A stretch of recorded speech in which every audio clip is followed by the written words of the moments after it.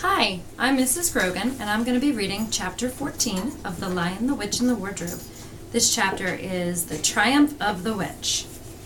As soon as the witch had gone, Aslan said, "We must move from this place at once. It will be wanted for other purposes. We shall encamp tonight at the fords of Beruna." Of course, everyone was dying to ask him how he had arranged matters with the witch, but his face was stern, and everyone's ears were still ringing with the sound of his roar, and so nobody dared. After a meal, which was taken in the open air on the hilltop, for the sun had got strong by now and dried the grass, they were busy for a while, taking the pavilion down and packing things up.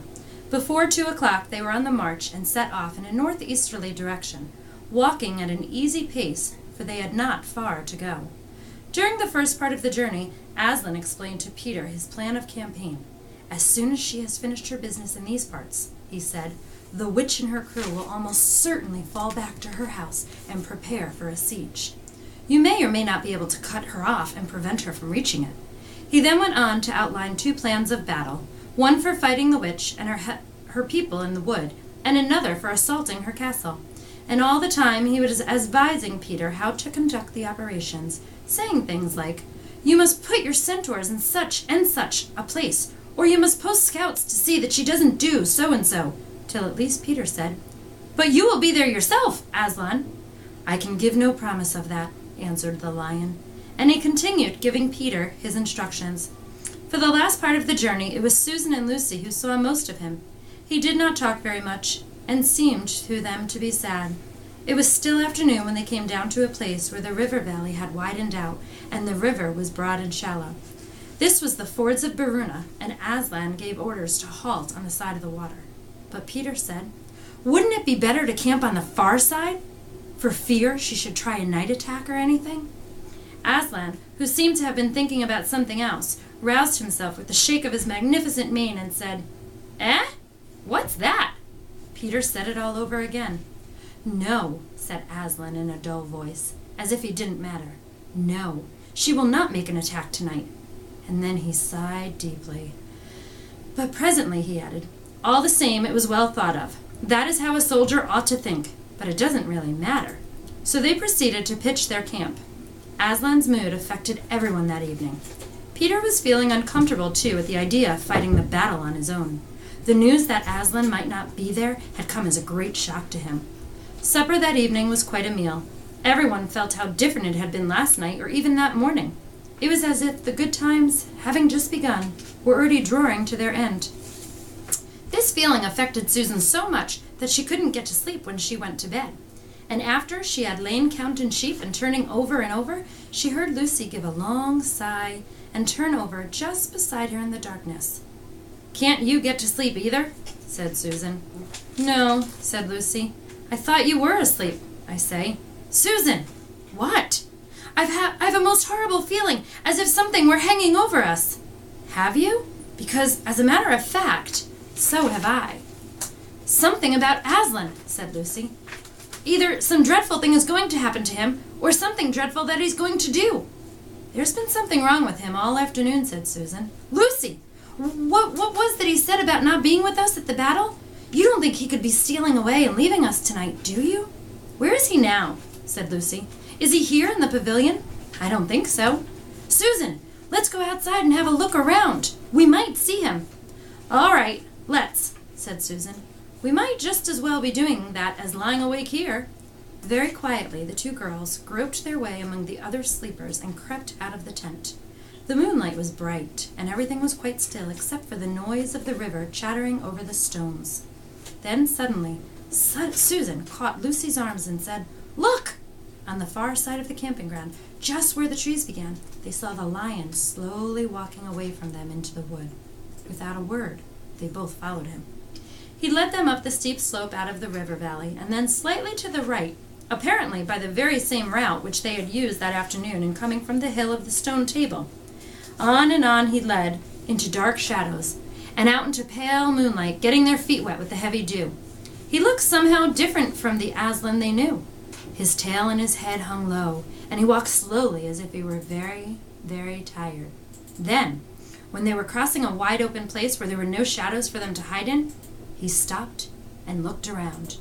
It was no good trying to run away, so they came toward him. When they were closer, he said, "Oh, children, children, why are you following me?" "We couldn't sleep," said Lucy, and then felt sure they need say no more and that Aslan knew all they had been thinking. "Please, may we come with you, wherever you're going?" asked Susan. "Well," said Aslan, and seemed to be thinking. Then he said, "I should be glad of company tonight. Yes, you may come, if you will promise to stop when I tell you, and after that leave me to go on alone." "Oh, thank you, and we will," said the two girls. Forward they went again, and one of the girls walked on each side of the lion. But how slowly he walked! And his great royal head drooped so that his nose nearly touched the grass. Presently he stumbled and gave a low moan. "Aslan, dear Aslan," said Lucy. "What is wrong? Can't you tell us?" "Are you ill, dear Aslan?" asked Susan. "No," said Aslan. "I am sad and lonely. Lay your hands on my mane so that I can feel you are there, and let us walk like that." And so the girls did what they would never have dared to do without permission, but what they had longed to do ever since they first saw him. Buried their cold hands in the beautiful sea of fur, and stroked it, and so doing, walked with him. And presently they saw that they were going with him up the slope of the hill on which the stone table stood. They went up at the side where the trees came furthest up, and when they got to the last tree, it was one that had some bushes about it, Aslan stopped and said, "Oh, children, children, here you must stop, and whatever happens, do not let yourselves be seen. Farewell." And both the girls cried bitterly, though they hardly knew why, and clung to the lion and kissed his mane and his nose and his paws and his great, sad eyes. Then he turned from them and walked out onto the top of the hill, and Lucy and Susan, crouching in the bushes, looked after him, and this is what they saw. A great crowd of people were standing all round the stone table, and through the moon was shining. Many of them carried torches which burned with evil-looking red flames and black smoke. But such people! Ogres with monstrous teeth, and wolves and bull-headed men, spirits of evil trees and poisonous plants, and other creatures whom I won't describe, because if I did, the grown-ups would probably not let you read this book. Cruels and hags and incubuses, wraiths, horrors, efreets, spirits, orkneys, wooses, and ettins. In fact, here were all those who were on the witch's side, and whom the wolf had summoned at her command. And right in the middle, standing by the table, was the witch herself. A howl and a gibber of dismay went up from the creatures when they first saw the great lion pacing toward them, and for a moment even the witch herself seemed to be struck with fear. Then she recovered herself and gave a wild, fierce laugh. "The fool!" she cried. "The fool has come! Bind him fast!"